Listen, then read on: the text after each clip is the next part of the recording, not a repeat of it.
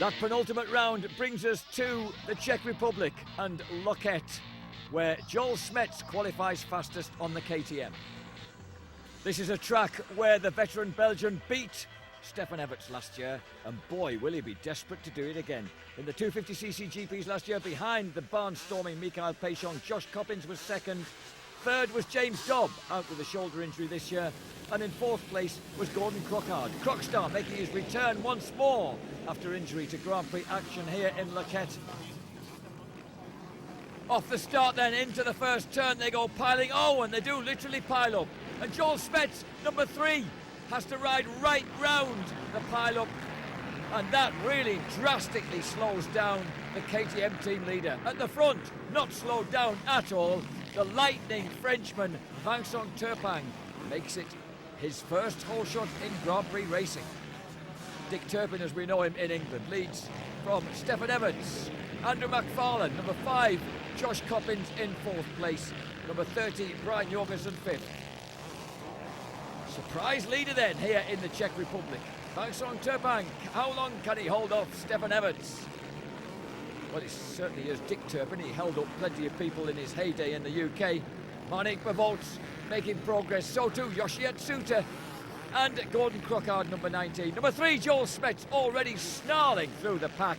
Johnny Aubert, number 25, was also held up in that ruckus in the first turn. Downhill. Turpin, a short, stocky rider on that big Honda, looking good until Everts goes barrelling past to take an early lead. McFarlane, his best start of the year, there in 2nd place, inspired by the team Kawasaki green hay bales trackside here in the Czech Republic. Jorgensen has got through to 4th place ahead of Josh Coppins. The man with work to do to prevent Stefan Everts tying up the World Championship here in the Czech Republic is number 3, Joel Smets.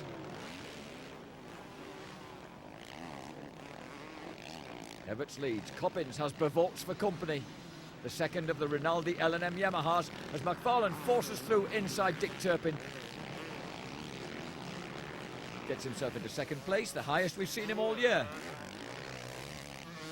That shows that it's contract time. The Aussie needs a ride for 2004. Better start pulling the stop out. Behind him, Dick Turpin. Number 30, Brian Jorgensen. 5th, Josh Coppins. 6th, Marnik Bavolts. 7th, number 10, the KTM of Bruforce Racing's Belgium, Patrick Caps. Behind him, Claudio Federici leading the chase. Joel Smets already up to 12th place in front of 13th man Gordon Crockard. The front of the thundering pack. Stefan Everts is clearing off. McFarlane is still there. Jorgensen nicks 3rd place from Vincent Turpin. Beautiful setting in the hills of the Czech Republic, and still styling it for all he's worth, Brian Jorgensen.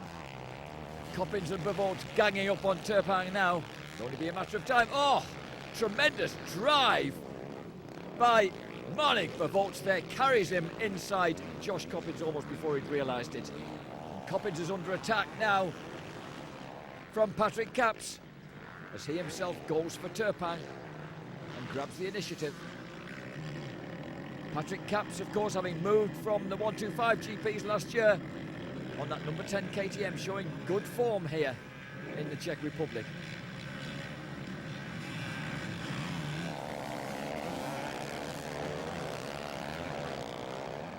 Up the hill, all together, 5 riders in shot. Claudio Federici at the back.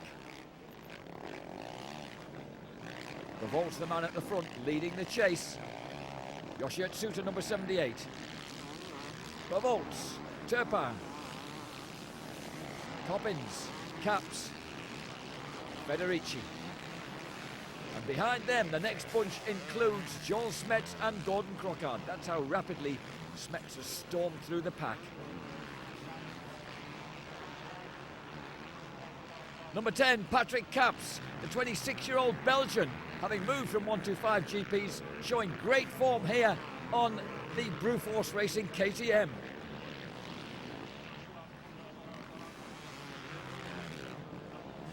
Caps from Liège Rode his first Grand Prix back in 1996 in Spain at Talavera.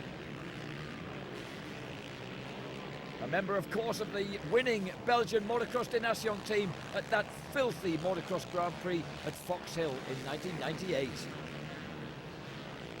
And he's really forcing hard, trying to get inside Coppins as Coppins tries to get round Vincent TURPIN. It's chaos in the mid-pack. Turpin, is he holding everybody up? Coppins trying to get round him. Cap's trying to get inside him. Federici trying to go over the top of the lot of them. And Joel Smets has arrived on the scene as well, just to make it even scarier than ever.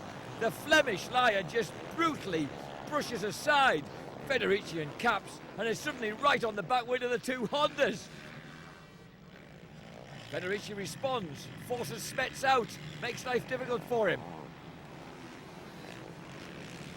Absolutely together, Turpin, Coppins, Federici, Smets, Caps. Stupendous racing here in the Czech Republic. A favourite country, of course, of Joel Smets.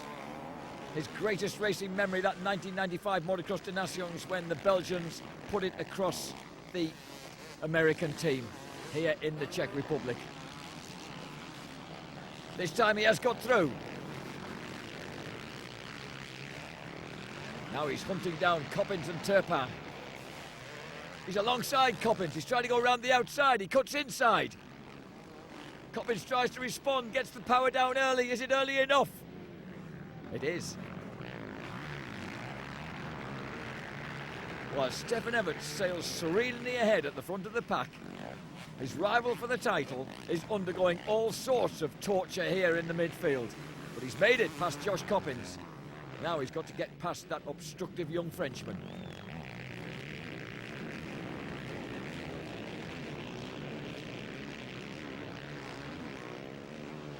Fabulous double jump downhill.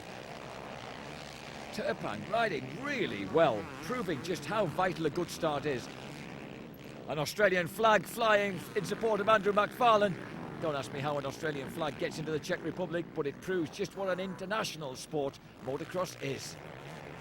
Joel Smets, what a hero. 110% effort he's got round Vincent TURPIN.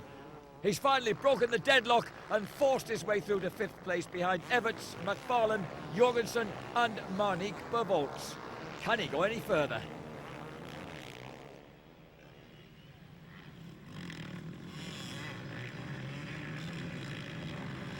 Patrick Caps forced back to 9th place now in this scrap, but he's no distance behind the 5th place man.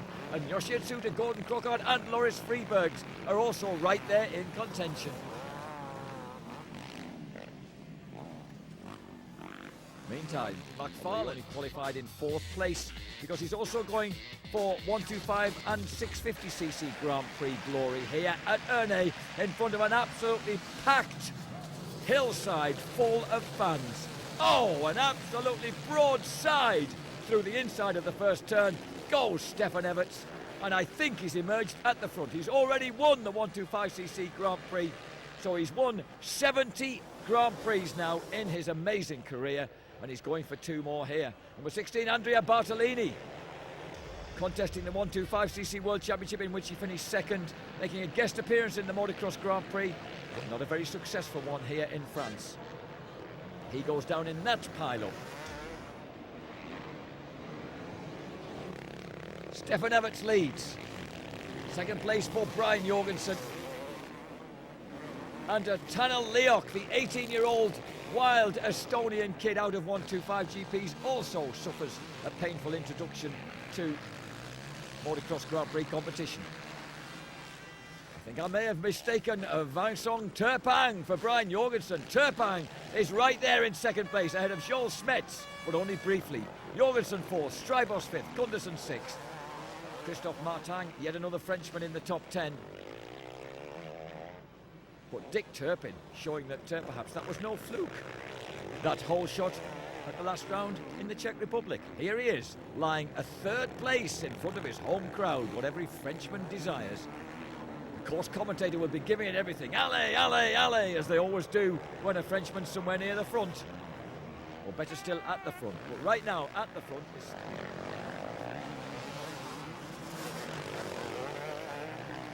Caps up to 6th place in the race.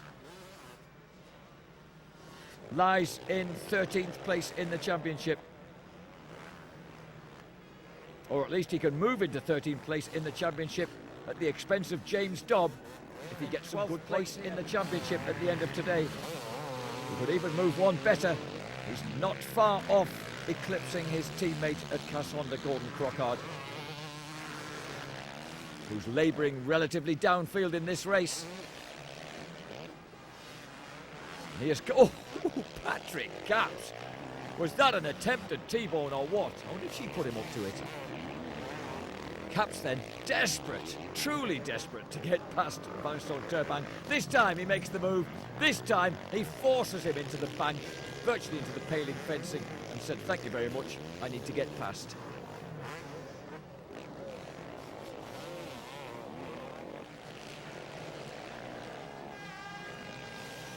Turpin obviously beginning to get a bit defensive now. He glanced across at Kevin Strybos and just let him go through. Behind him now, Monique Pavot, winner here for Kawasaki in 1999, is also threatening the Frenchman, and the two Motor X Jan de Groot Kawasaki's are right there behind him. Erne often produces this sort of wild, open racing. It's not letting us down.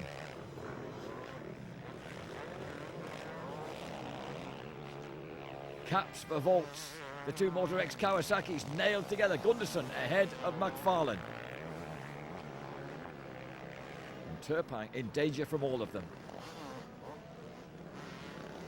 Number 3, Joel Smets is right up on the back of them as well. Oh, Monique Pavot gets really stuffed by Gunderson. He's just lost a bit of traction on that short, sharp uphill. And the Norwegian needed no second invitation. He was through.